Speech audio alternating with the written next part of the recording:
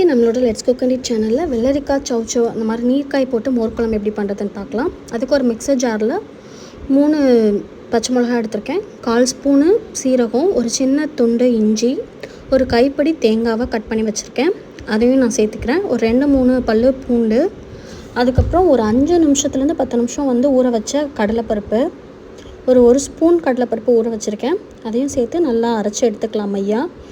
இப்போ குழம்பு பண்ண ஸ்டார்ட் பண்ணிடலாம். ஒரு கடாயில் 1 ஸ்பூன் நல்லெண்ணெய் விட்டுட்டு தாளிப்புக்கு கடுகு உளுத்தம்பருப்பு போட்டுட்டு, கடுகு உளுத்தம்பருப்பு பொரிஞ்சதும் நம்ம கட் பண்ணி வச்சுருக்கிற வெள்ளரிக்காய் சௌச்சோவை அதில் சேர்க்கணும்.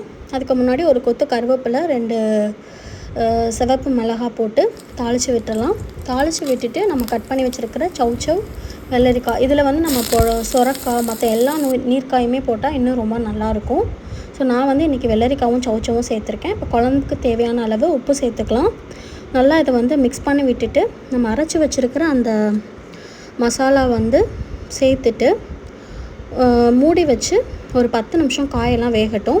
அதுக்குள்ளே நம்ம ஊற்ற போகிற அந்த பட்டர் மில்க்கு இந்த மோரை ஒரு அடி அடித்து எடுத்துக்கலாம். ஒரு அடி அடிச்சுட்டு ஒரு 1/4 ஸ்பூன் மஞ்சத்தூள் போட்டு மிக்ஸ் பண்ணிடலாம்.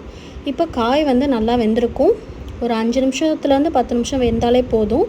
இப்போ வெந்த காயில் நம்ம அடித்து வச்சுருக்கிற மோரை நம்ம சேர்த்து மிக்ஸ் பண்ணி விட்டுறலாம். இப்போ இதை மூடி வச்சு கொதிக்க வைக்க வேண்டியதில்லை. லைட்டாக முறை கூடுற டைமில் ஆஃப் பண்ணால் போதும். இது மோர் ஊற்றுனதுக்கப்புறம் கொதிக்கணுங்கிற அவசியம் இல்லை. அவ்வளோதான், நம்மளோட ரொம்பவே சூப்பரான சௌச்சோ வெள்ளரிக்காய் போட்ட மோர் குழம்பு ரொம்ப சூப்பராக ரெடி ஆகிடுச்சு. இந்த வெயில் டைமுக்கு ரொம்பவே நல்லாயிருக்கும். ஸோ இதை நீங்கள் கண்டிப்பாக ட்ரை பண்ணி பாருங்கள், உங்களுக்கும் பிடிக்கும். தேங்க்யூ.